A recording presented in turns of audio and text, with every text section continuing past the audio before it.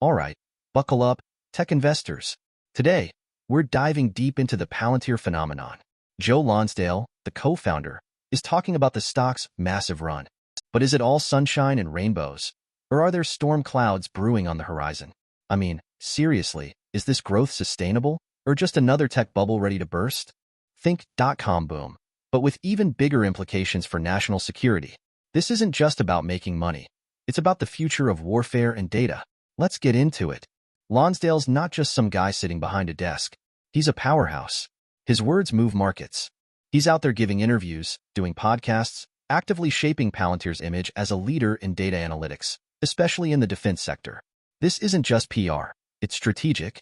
He's building trust with investors, securing government contracts, and positioning Palantir as the go-to company for data solutions.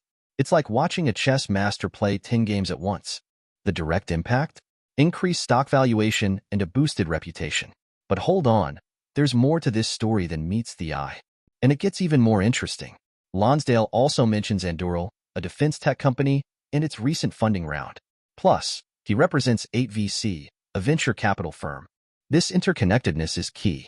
His appearances raise awareness for both companies, potentially leading to even more investment.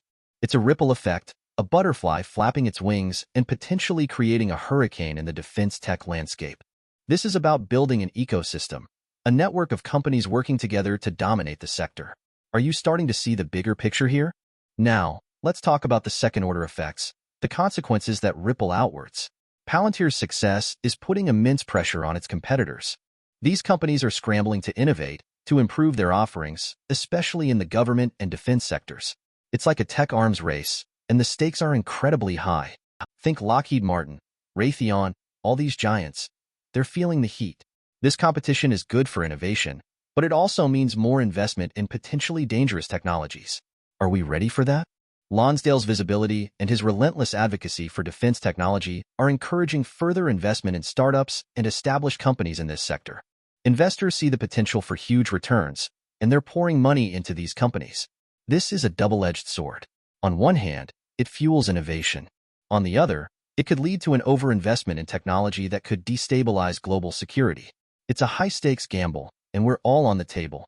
Lonsdale's emphasis on data analytics in warfare and business is accelerating the adoption of data-driven decision-making across various industries. We're talking risk management, fraud detection, everything. Companies are realizing that data is the new gold, and they're rushing to mine it. But are they doing it responsibly? Are they considering the ethical implications? This isn't just about making better decisions. It's about who gets to make those decisions and how they're made. It's a power shift, and it's happening right now. His story, highlighting his experience at PayPal and Till's Fund, is influencing young tech talent to consider careers in startups or venture capital. He's basically a Pied Piper luring the best and brightest away from larger, more established companies. This is a brain drain for the big corporations, but it's a boon for the startup ecosystem. It's about attracting the next generation of innovators, the disruptors who are going to reshape the world. But are they being drawn in by the right reasons, or just the promise of quick riches? The podcast mentioning Future Proof 2024 is going to increase interest in the event, leading to increased attendance and participation. It's a self-fulfilling prophecy. By talking about it, they're making it more important. This is about building a community, a network of like-minded individuals who are shaping the future of technology. But who gets to be part of that community? Who gets a seat at the table? That's a crucial question. Now, let's get to the third-order effects, the really big picture. Palantir's involvement in defense raises serious ethical questions about the use of AI and data analytics in warfare. This is fueling public debate and scrutiny of government contracts with tech companies. People are asking, is it right to use AI to kill? What are the consequences of automating warfare? These are difficult questions, and we need to have a serious conversation about them. The future of humanity may depend on it. Growth in Palantir and similar companies can lead to job creation in the tech sector, but it can also displace jobs in other sectors due to automation and data-driven efficiencies. It's a classic case of creative destruction. New jobs are created, old jobs are destroyed. But are we doing enough to retrain workers who are displaced by automation? Are we creating a society where everyone benefits from technological progress, or just a select few? This is a critical challenge. If Palantir's technology improves government efficiency and effectiveness, it could lead to better resource allocation, reduced crime rates, and improved national security. This is the promise of data-driven governance. But are we willing to sacrifice privacy and civil liberties in the name of security? Are we creating a surveillance state? This is a slippery slope, and we need to be careful about where we're headed. The development and deployment of advanced technologies in defense could alter the balance of power between nations.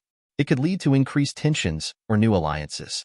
This is a new era of geopolitical competition, and technology is the key weapon. Are we prepared for this new reality? Are we investing enough in our own technological capabilities? The stakes are incredibly high. Increased interest in tech may lead to increased investment in tech education. This is essential for preparing the next generation for the jobs of the future. We need to invest in STEM education, coding boot camps, and other programs that will equip people with the skills they need to succeed in the digital economy. This isn't just about creating jobs, it's about creating a more equitable society. Okay, now let's shift gears and talk about the risks. First, technical risks. The success of Palantir and Lonsdale's ventures seems heavily dependent on his and his associates' expertise and network. They call them the smartest friends, the brain trust. This creates a single point of failure. What happens if Lonsdale or key individuals leave or become incapacitated? The whole house of cards could collapse. This isn't sustainable in the long run. Palantir's investigative tools, designed to combat fraud and potentially used in defense, are likely incredibly complex, almost a black box. The lack of transparency about how these tools actually work could lead to unintended consequences, errors, or misuse. We need to understand how these algorithms are making decisions, especially when those decisions have life-altering consequences. Are we willing to trust a black box with that much power? These investigative tools inherently deal with sensitive data. They're combating Chinese and Russian mafia, which implies access to personal and financial information. This creates a huge risk of data breaches, unauthorized access, and misuse of this data, leading to legal and reputational damage. Imagine your financial data being leaked because of a security flaw in Palantir's system. That's a nightmare scenario, and it's a very real possibility. Now, let's move on to business risks. Lonsdale's involvement in multiple ventures creates a dangerous concentration of power. This raises serious concerns about conflicts of interest, unfair competition, and potential for monopolistic behavior. He's basically building a tech empire, and we need to ask, is this good for innovation? Is this good for competition? Or is it just creating a system where one person controls too much? Palantir's focus on defense and government contracts makes it vulnerable to changes in political priorities, budget cuts, and geopolitical events. The massive run of the stock could be completely unsustainable if these factors shift. What happens if a new administration comes into power and decides to cut defense spending? Palantir's stock could plummet. This is a risky bet, and investors need to be aware of the potential downside. Association with figures like Peter Thiel, who have strong political views, can expose Lonsdale and his companies to reputational risks, especially if those views are controversial or unpopular. You can't separate business from politics anymore, and Lonsdale's connections could come back to haunt him. This is about brand perception, and in today's world, a single tweet can destroy a company's reputation. Now, for the ethical risks, the most important ones. The development and deployment of investigative tools raise significant privacy concerns. The potential for mass surveillance, data mining, and profiling requires careful consideration of ethical implications and adherence to privacy regulations. Are we willing to sacrifice our privacy in the name of security? This is a fundamental question, and we need to have a serious debate about it. Palantir's technology has been used by law enforcement and intelligence agencies. There is a real risk that these tools could be used for mass surveillance, social control, or suppression of dissent. This is a dystopian nightmare scenario, and we need to be vigilant in protecting our civil liberties. Technology can be a powerful tool for good, but it can also be a powerful tool for oppression.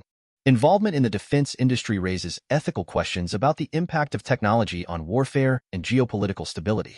The development of advanced weapons systems could escalate conflicts and increase the risk of unintended consequences. Are we creating a world where war is more likely? Are we automating the process of killing? These are questions we need to grapple with. So, what's the takeaway here? Palantir's success is undeniable, but it's not without its risks. We need to be aware of the potential downsides, the ethical implications, and the concentration of power. Is Palantir's rise sustainable? Only time will tell. But one thing is certain.